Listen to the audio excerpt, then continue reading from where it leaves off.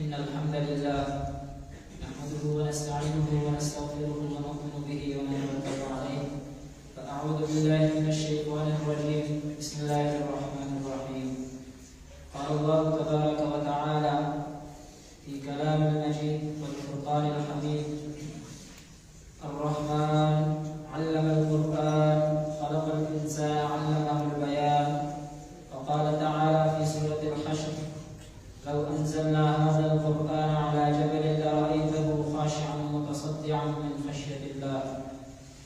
عن عثمان بن عفان رضي الله عنه قال قال رسول الله صلى الله عليه وسلم خيركم من تعلم القرآن وعلمه. صدق الله العظيم. قابل محترم صد احترام علماء کرام اور اساتذہ محترم اور سامعین گرامی، السلام علیکم ورحمۃ اللہ وبرکاتہ۔ آج کا جو موضوع ہمارے لیے مختص کیا گیا ہے اس کے لیے چند آیات آپ حضرات کے سامنے پیش کروں گا۔ میں نے آپ حضرات کے سامنے سورۃ الحشر کی ایک آیت مبارکہ تلاوت کی ہے۔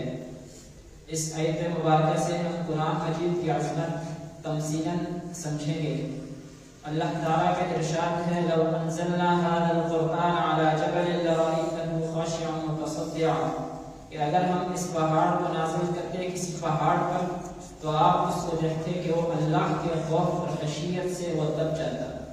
اب ذرا آئیے سورۃ الاعراف کے اندر جب حضرت موسیٰ علیہ السلام عاشق اللہ ان کا محبوب ہے، عاشق محبوب کے سامنے التجا کرتا ہے کہ میں آپ کا دیدار چاہتا ہوں، اللہ تعالیٰ ارشاد فرماتے ہیں لن ترانی، تم مجھے نہیں دیکھ سکتے۔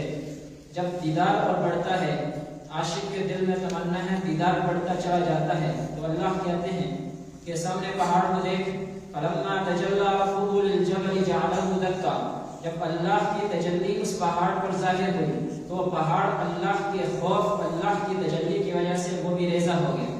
اب دیکھیں یہاں پر اللہ کی ذات کا اثر اور وہاں پر سورۃ الحشر میں قرآن کی ذات کا اثر ہے، تو ثابت یہ ہوا کہ جس طرح اللہ کی ذات میں جو اثر ہے وہی اللہ کی صفت قرآن کے اندر بھی وہی اثر ہے، اور جس طرح اللہ عظیم ہے اس طرح قرآن بھی عظیم ہے۔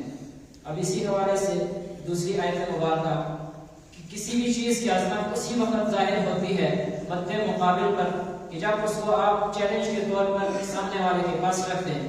قرآن میں یہی اسی طرح اللہ تعالیٰ نے قرآن کو چیلنج کے طور پر استعمال کیا اور کہا وَإِن كُنتُمْ فِي رَيْبٍ مِّمَّا نَزَّلْنَا عَلَىٰ عَبْدِنَا فَأْتُوا بِسُورَةٍ مِّن مِّثْلِهِ، کہ اس جیسی کوئی چیز تو لے آؤ، بِسُورَةٍ مِّن مِّثْلِهِ، سورۃ الکوثر جیسی کوئی چیز لے آؤ۔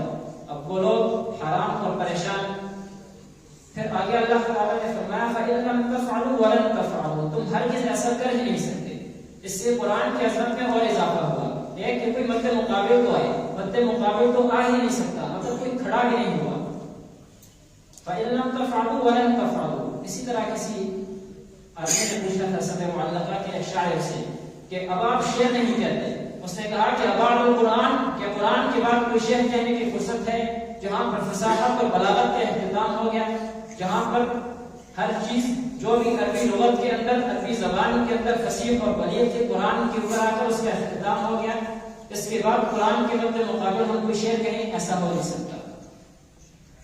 پھر اس کے بعد ایک اور آیت ہے وَلَقَدْ ضَرَبْنَا لِلنَّاسِ فِي هَذَا الْقُرْآنِ مِنْ كُلِّ مَثَلٍ، انسان کی پوری زندگی کا گہراؤ اس قرآن نے کیا۔ کوئی بھی انسان کی زندگی سے، چاہے وہ اس کائنات میں ہو، چاہے اخروی زندگی کے اندر ہو یا برزخی زندگی کے اندر ہو، قرآن نے ایسا کوئی بھی مسئلہ نہیں چھوڑا کہ جو اس نے بیان نہ کیا ہو، جو انسان کی زندگی سے متعلق ہو۔ پھر یہ قرآن کتاب انقلاب ہے۔ دیکھیے آپ صلی اللہ علیہ وسلم کی بعثت سے پہلے عربوں کا کیا حال تھا، تہذیب اور تمدن سے دور، انسانی جو اخلاقیت ہے اس سے عاری اور بتوں کی پوجا پاٹ کرنے والے، لیکن کئی سال کے اندر قرآن ان کے دلوں میں جب قرآن ان کے دلوں میں اترا تو یہی جو پہلے بتوں کے سامنے سجدہ ریز ہوتے تھے اب اللہ وحدہ لا شریک کے سامنے سجدہ ریز ہونے لگے۔ تو پتہ یہ چلا کہ اس انقلاب کا محور اور مرکز صرف اور صرف قرآن، یہ صرف اور صرف قرآن ہے۔ اب یہ قرآن ایک آئینہ ہے، جس طرح انسان آئینے کے اندر دیکھتا ہے، انسان کو اپنا ظاہر اور باطن ہر چیز معلوم ہو جاتی ہے، اسی طرح قرآن ایک آئینہ ہے۔ قرآن ایک آئینہ ہے۔ اسی حوالے سے امام احمد بن حنبل رحمہ اللہ، ان کے ایک شاگرد ہیں، انہوں نے اپنی کتاب کے اندر قیام اللیل نام ہے، اس کے اندر انہوں نے ایک واقعہ نقل کیا، مشہور تابعین ہے، ان کا نام ہے احمد بن قیس رحمہ اللہ۔ ان کے سامنے ایک آیت تلاوت کی گئی، لقد انزلنا الیکم کتابا فیہ ذکرکم۔ انہوں نے کہا کہ ذرا قرآن کو لے آؤ، میں اس قرآن کے اندر دیکھنا چاہتا ہوں میرا ذکر کہاں پر ہے۔ پھر وہ چلتے گئے، ایک آیت ان کے سامنے التائبون العابدون السائحون، انہوں نے فرمایا کہ میں اتنا اچھا نہیں ہو سکتا۔ پھر چلتے گئے، ایک اور آیت آئی، ما قالوا لم نكن من المصلين ولم نكن نطعم المسكين، تو کہا کہ میں اتنا برا بھی نہیں ہو سکتا۔ پھر ایک اور آیت آئی اور کہا وآخرون اعترفوا بذنوبهم خلقوا عملا، تو کہا یہ میرا حال ہے کہ جب ہم سے گناہ سرزد ہو جاتا ہے تو ہمیں بھی یہی چاہیے کہ جب بھی ہم قرآن کے اندر دیکھیں، قرآن کو آئینہ کے طور پر استعمال کریں اور قرآن کے اندر دیکھیں تاکہ ہمارا تزکیہ نفس ہو۔ اس کے بعد دیکھیں قرآن ایک عظیم ترین نعمت ہے، خاص طور پر امت مسلمہ کے لیے۔ اسی حوالے سے سورۃ التکاثر کی آخری آیت وَلَا تُسْأَلُنَّ يَوْمَئِذٍ عَنِ النَّعِيمِ، چھوٹی نعمتوں کے بارے میں تو سوال ہوگا، لیکن جو بڑی نعمت ہے اس کے بارے میں بھی سوال ہوگا، خاص طور پر حاملین قرآن سے۔ پھر جنہوں نے قرآن اور رسوم اور رواج، خاندانی رسوم اور رواج جو شریعت کے مخالف ہیں، ان میں قرآن کو ترجیح دی، لَهُمْ جَنَّاتٌ تَجْرِي مِن تَحْتِهَا الْأَنْهَارُ، لیکن جنہوں نے قرآن کو چھوڑ کر ان غیر شرعی رسوم اور رواج کو ترجیح دی تو ان کے لیے خزي فی الحیات الدنیا، پہلی سزا دنیا کے اندر، یردون الی اشد العذاب، قیامت کے دن۔